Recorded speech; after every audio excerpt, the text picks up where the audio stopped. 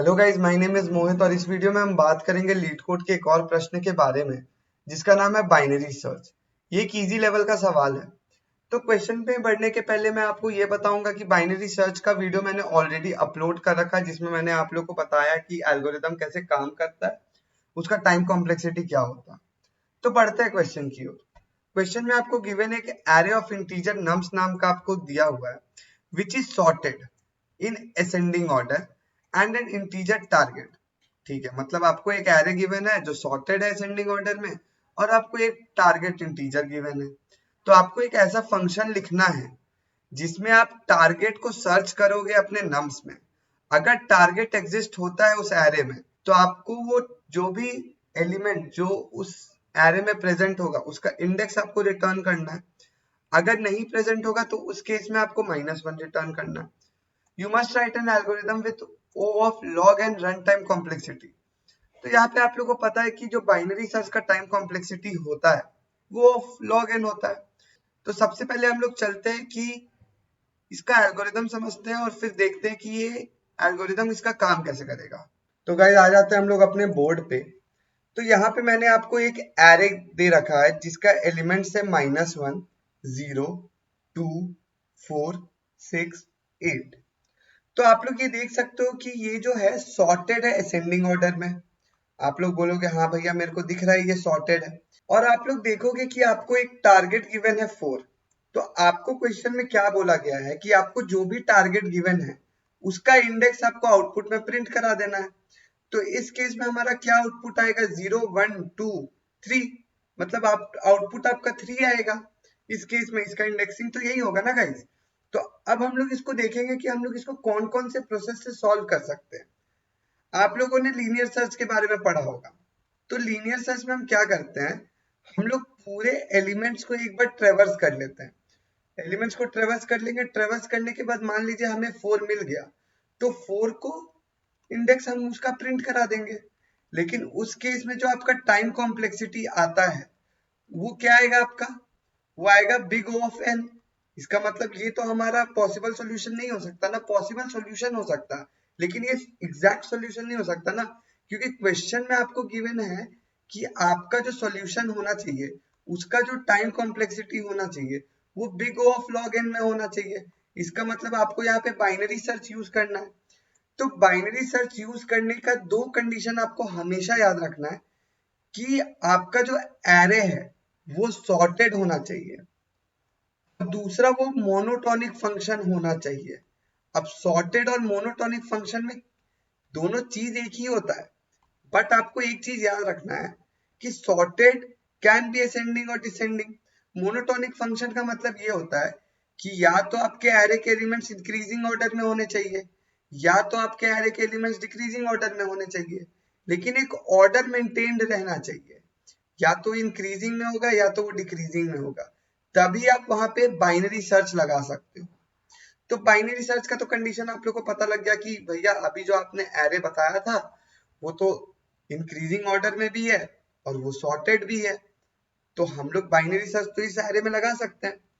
तो मैं यहाँ पे क्या करता हूँ, ईज करने के लिए 1, 2, 3, 4, 5, 6, 7 नाम का आपका एरे डाल देता हूँ।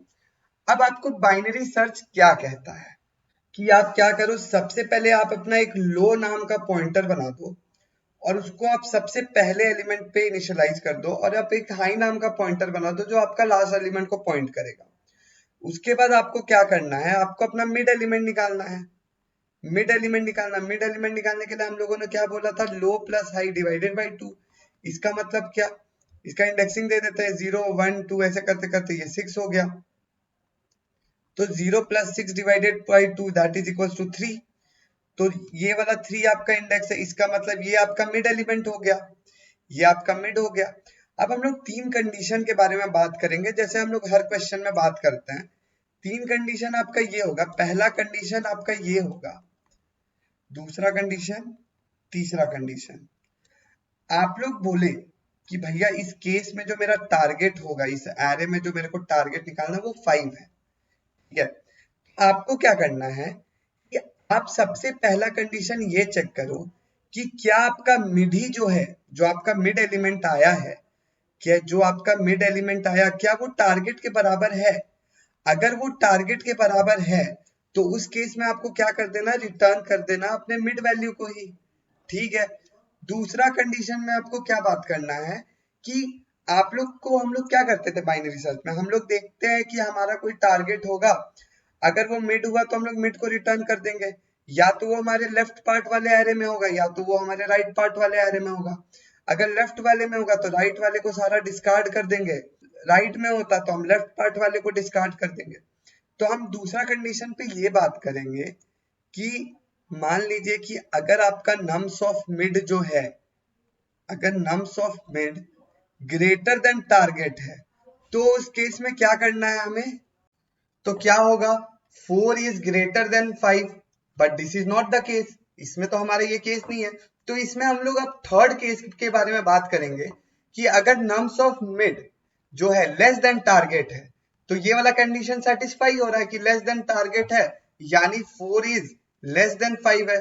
आप बोलोगे सही है भैया, तो इसका मतलब क्या कंडीशन आपका कहता है, अगर 4 आपका लेस देन 5 है तो मतलब मान लीजिए कि ये आपका एरे है 1 2 3 4 5, ठीक है, 6 और 7, और ये आपका मिड एलिमेंट है। आपको मैं बोला कि 4 इज लेस देन 5 है, यानी 3 is also less than 5, 2 is also less than 5, 1 is also less than 5।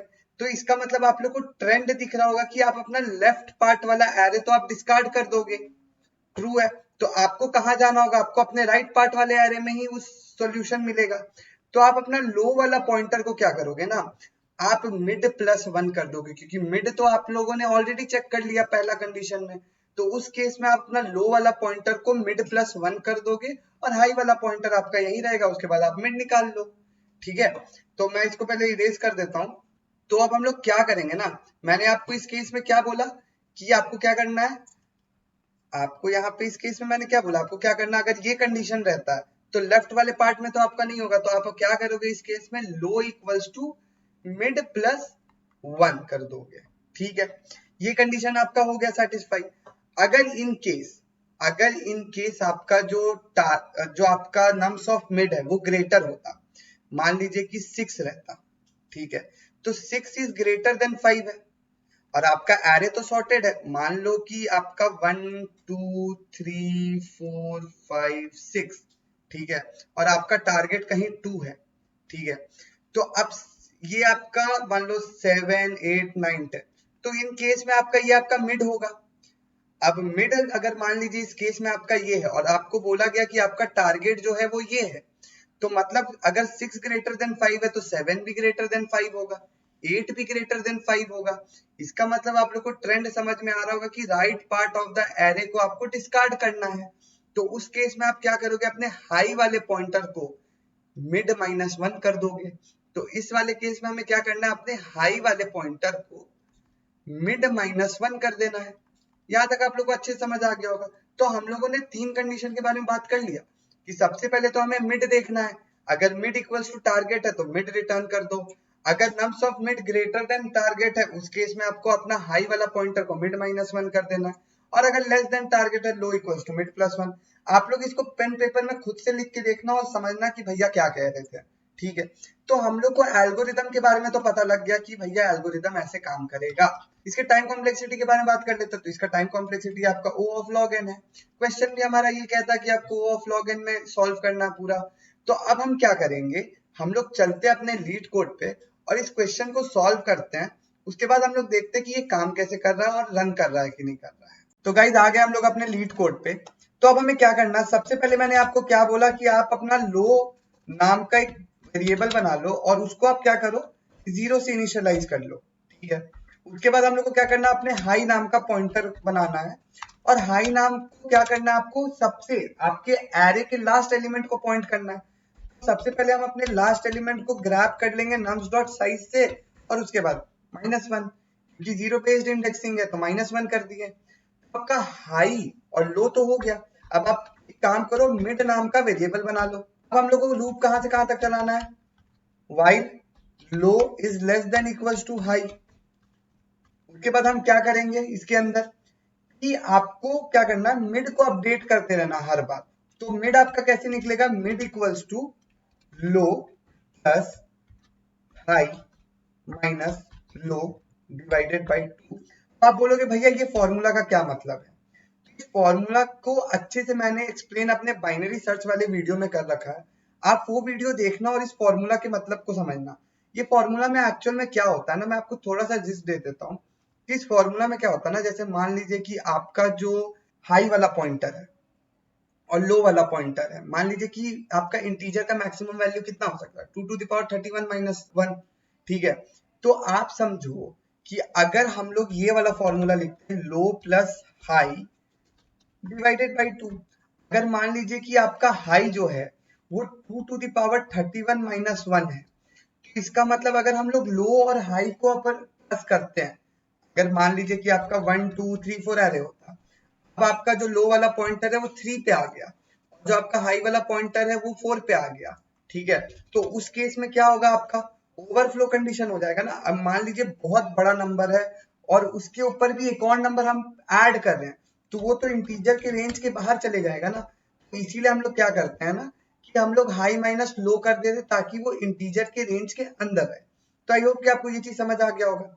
अब हमें क्या करना, कंडीशंस लिखने हैं। कंडीशंस में क्या लिखना, पहला condition if nums of mid equal target है, तो आपको उस केस में क्या कर देना है, रिटर्न कर देना मिड को। ठीक है, पहला कंडीशन हो गया।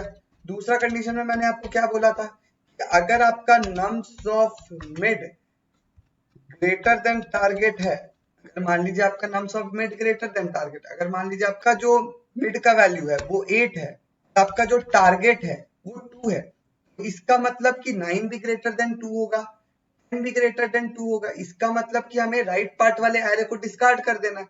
इस केस में हम क्या करेंगे, अपने हाई वाले पॉइंटर को मिड माइनस 1 कर देंगे, जैसा मैंने आपको उस केस में बताया था।